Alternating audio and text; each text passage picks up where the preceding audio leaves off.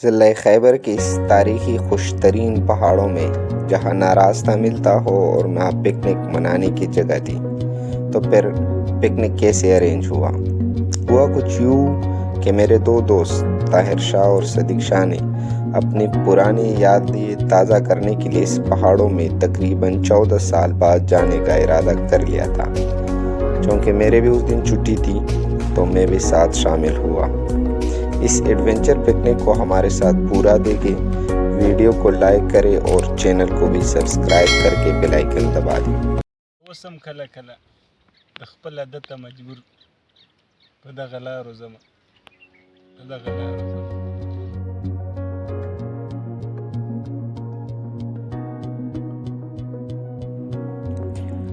रवानगी से पहले हमने कुछ खुराक की चीज़ें अपने साथ ले ली और थोड़ा सा पानी,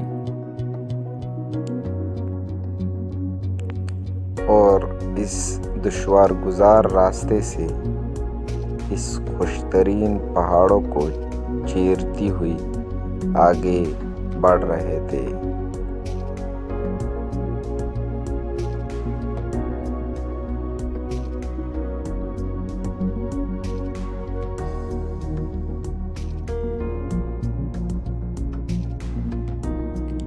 रास्ता मुश्किल ज़रूर था, लेकिन हद से ज़्यादा खूबसूरत भी था।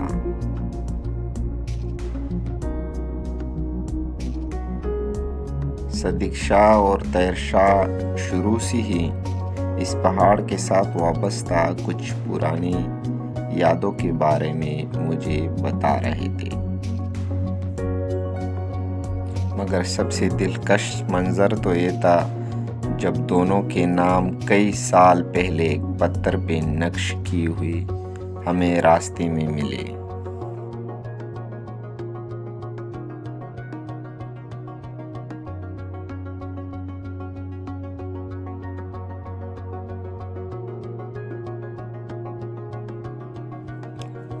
और मुझे तो यकीन नहीं आ रहा था कि इस खुश्क पहाड़ी सिलसिले में हमें ग्रीनरी भी मिलेगी।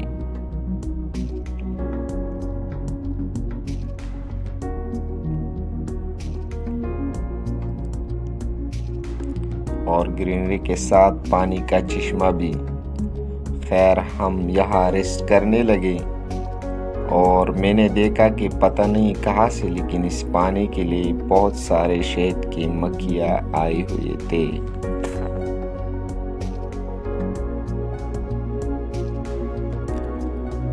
और तो और इस बयाबानी सफ़र में मेरी नज़र चांद पर भी पड़ी।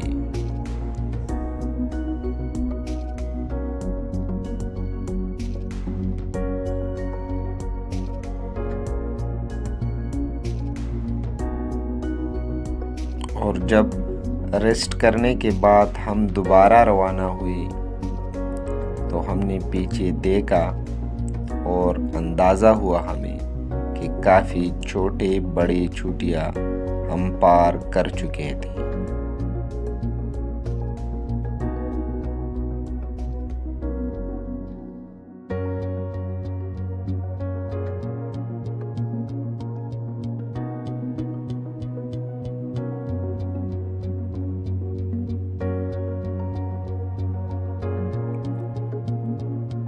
कुछ सफ़र करने के बाद हमने दोबारा रेस्ट लिया और फिर दोबारा रवाना हुई। रास्ते में हम डिसाइड नहीं कर पा रहे थे कि कहाँ पे रुकना है, बस फ़िलहाल आगे बढ़ना है, और हम आगे बढ़ते रहे।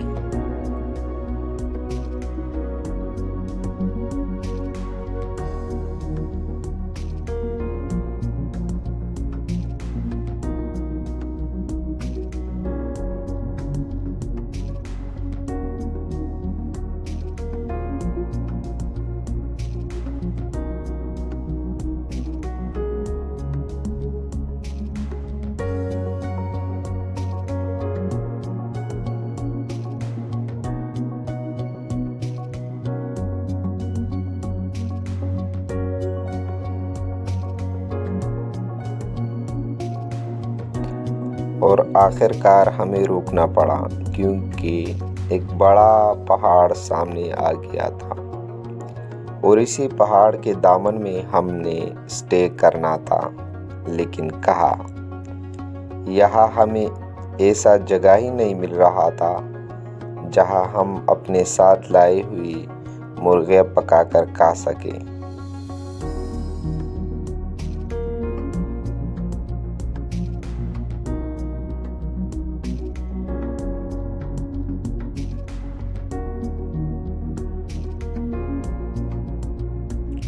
और आखिर में वो जगह मिल ही गया।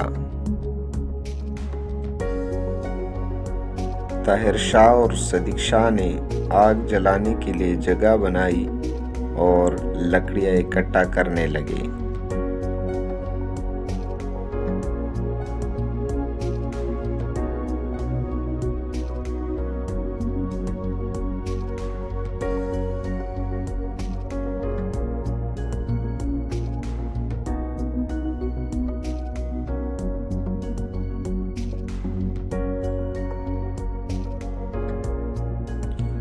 आग भी लगी और खाना भी पकने लगा, लेकिन मुझे हैरत थी कि ताहिर शाह अपने साथ पुराने दौर का रेडियो लाया था।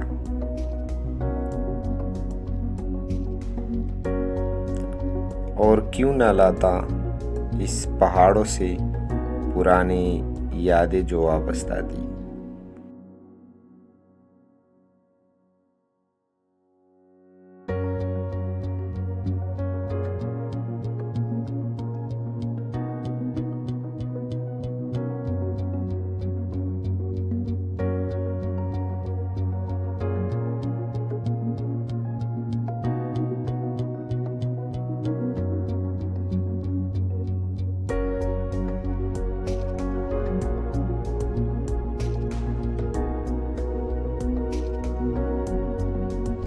बहरहाल खाना खाने के बाद हम सब इन मनाज़र को एंजॉय करने लगे।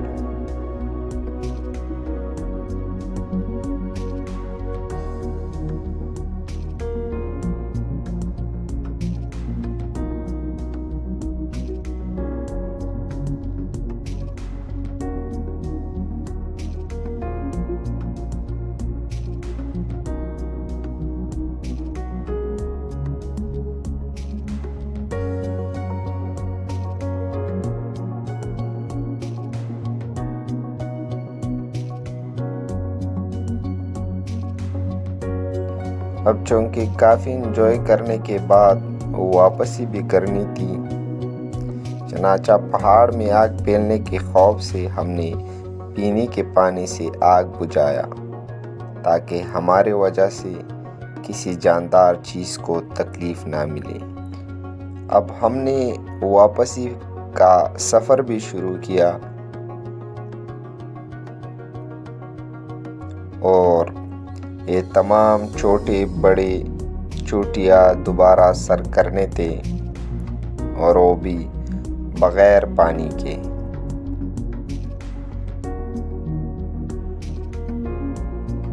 हम कभी बैठते तो कभी चलते।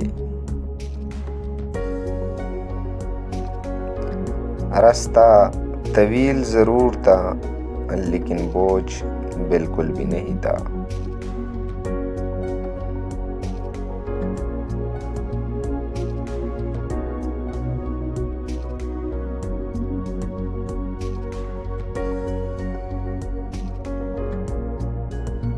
बस हमें सिर्फ पानी की कमी महसूस हो रही थी, लेकिन ये मसला भी हल हुआ क्योंकि वापसी के रास्ते में ठंडे पानी का शफाफ चश्मा मिला जो इस खुश्कतरीन पहाड़ों में कुदरत का करिश्मा था।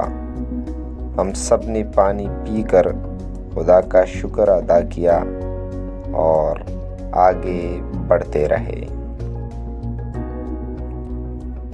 तब तक जब हमें दूर पहाड़ी से अपना इलाका नज़र आया।